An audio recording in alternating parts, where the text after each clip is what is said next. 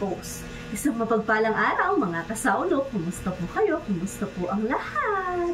So, wala po tayong tinda today, pero ito po yung request ng mga bata simula nung isang araw pa nung naglalot po tayo ng mais at saka balatong. Sabi nila, subukan mo naman yung sampelot, sabi nila. So, ayan po, no, nagsisampelot po tayo. Tapos, nagpa-order po tayo sa mga kapitbahay natin, yung pasobra po natin. Ayan po, bali, naggagawa na po ako ng bilo-bilo, yung bilog-bilog po. Bali, dalawang kulay po siya, dalawang flavor din po. Hindi lang po siya basta-basta food coloring. Meron po siyang flavor. Buko pandan po yung green, tapos yung ube. Ube. Yung color violet is ube. Nagpapakulo na din po pala ako or pinapalambot ko na yung mga ano natin, sagu po. Nalagyan natin siya ng sagu. Tapos nahimay ko na din yung langka. Pagkatapos nating mag bilo-bilo, parang naglalaro lang ako naman po tayo, gagayatin natin yung saging at saka yung kamote. Alam niyo po, nung bata ako, sabi nila, madumi daw to. Ayaw nila akong pinapakain ng ganito. Madumi pala kasi ginagawa ito by our bare hands. Pero hindi po, madumi lang to pag halimbawa, pagkatapos mong maggawa ng motor, pagkatapos mong magkaukaw ng basura, tas gagawa ka nito, tas hindi ka maghuhugas ng kamay. Doon po, madumi yun. So, ayan po, no? Naghugas po tayo ng kamay. Hindi po tayo pwedeng mag-gloves dito dahil papakat lang po siya sa ating gloves. Na-share ko lang po. Nung bata kasi ako, nakikigawa ako ng ganito kay darang tali ko po, yung limaong dara ko. Naayaan niya ako pag gumagawa sila ng ganito, tapos makyabe ako, sumasali ako, ganyan, nakikialam ako. So, ayan po, balikan ko po kayo later pag magluluto na tayo. After 7,000 years. Hoy, walang gananti, ayan. Ano po, ang tagal pong magbilog ng bilo-bilo, tas nag-gret din po tayo ng ating kamote at saging. Ito po pala yung ating langka. Ayan. Kita nyo po, medyo, anong tawag dito? Umaasbok or kumikibol. Ayan, basta ganyan po. Pag ganyan na po siya, ilalagay na po natin yung ating langka. Para mapalambot po siya, para malambot siya. Masarap dito yung lasaw siya lusaw. O yung ating saging. Kasi po itong kamote, pag nilagay natin dyan, madali na lang po siyang lumambot. Feeling ko, mas matagal pong lutuin yung saging kesa sa kamote. Para sa akin po, no? Pero kung ano po yung trip nyo, go lang. But ito po pala, kaya ganyan po yung kulay niya. Yung pangalawang piga po ng gatato. Para malasa.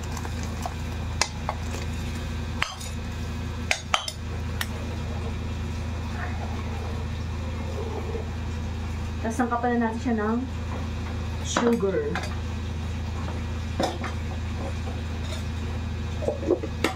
Lahating kilo po muna pala yung ilalagay natin.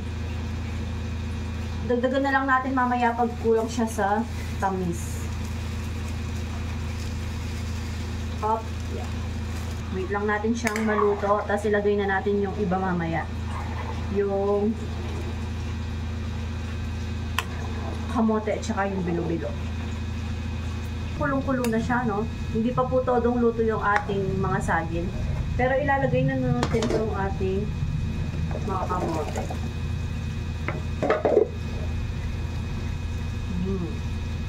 Sarap. Mas dinamihan ko po yung saging. Mas masarap yung saging para sa akin kesa sa kamote.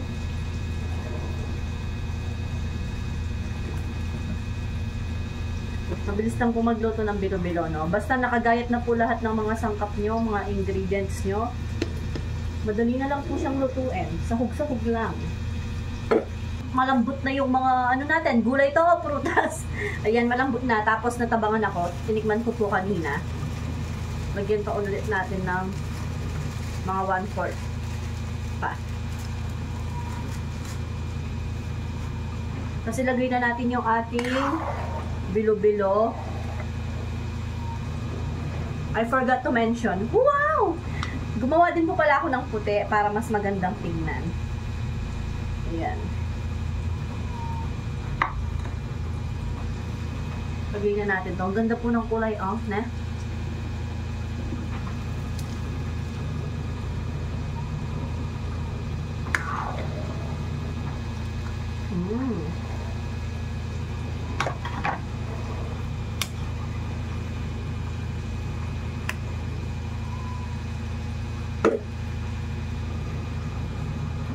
Para iba-iba yung kulay. Naglagay ako ng puti. Kasi iba pa din pag may color white.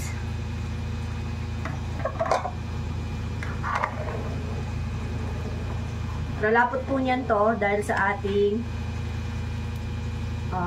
bilo-bilo. Pag hindi siya lumapot, yung gagawin po natin, kung hindi siya malapot na malapot, lalagyan natin siya ng glutinous with water. Wait lang po natin siyang kumulutan. Kung nakikita nyo lumulutang-lutang na sila na ganyan, it only means na luto na yung etong mga bilo-bilo. Ang ganda ng kulay, grabe naman yan. Hindi ko po dinamihan ng bilo-bilo para hindi naman po magreklamo yung mga customers natin na, ay, ba't puro bilo-bilo na lang? Learn. Pero ito po yung masarap sa bilo-bilo, no? Yung maraming ganito. Anyways, papalaputin pa po natin yan. Wait lang tayo. Pakuluan pa natin ng pakuluan. Ayan! Itong luto na po itong ating mga inilahap kanina. Nakukulangan po ako sa thick ng kanyang, yan. Nakukulangan po ako sa thick niya. Nagtunaw po ako ng glutinous, mga half cup. Tapos, tunawin lang natin siya sa tubig. Basta matunaw lang po siya, okay na yan. Tapos ilagay natin, tansyahin natin. Baka sumobra naman siya sa thick. Op. Wait lang. Ayan, no? Tabi muna natin to. Para pag kulang pa to sa thick mamaya, ilalagay ulit po natin tong natira. Pero as of now, ilagay na natin yung niluto nating sagu kanina. Wait. Ayan. Ilagay natin ulit. Ay, ilagay lahat natin yan. Tapos haluin natin. Para mag, ano siya. Magsalbag-salbag siya.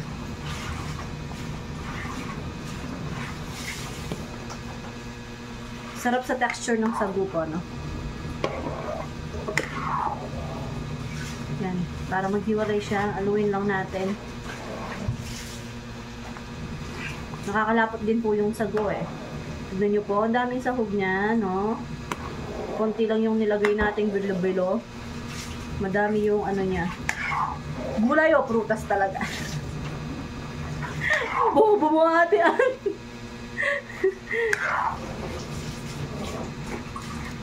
Ayan, siguro po ilagay na natin lahat yung ano natin.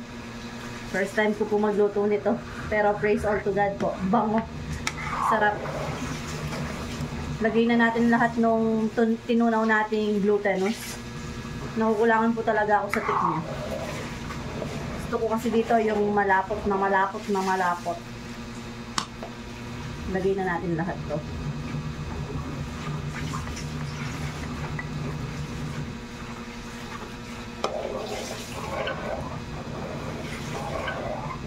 Ayan. Lalapot pa po yan. Nilagay ko na lahat. Mamayang bago maluto, 5 to 7 minutes bago natin siya hanguin. Doon pa lang natin ilalagay yung unang piga po. Pero as of now, pakulaon pa natin to para mag-thick pa siya. Para maluto pa yung nilagay nating glutinous. Tapos stir lang natin siya occasionally. Tinikman ko po to. Wala pa siyang unang piga. Masarap na. Tapos may mga napa-order tayo sa mga kapitbahay natin. Thank you guys. Papalaputan pa po natin yung konti. Babalik ako mamayang ilalagay na natin yung unang piga. Ay! Piki pala play! Alam niyo po yung masakit. Hindi pala naka-play. Pero binulog ko na po yung unang piga. Pagtingin ko sa camera ko, ay, Hindi ko pa pala na-play, sabi ko. Buti na lang, andyan pa po yung puti-puti ng ano, no? Puti-puti ng unang piga. Ulitin ko po yung sinabi ko, 5 to 7 minutes pagka sahog po ng ating unang piga. Goods na po to, luto na po to.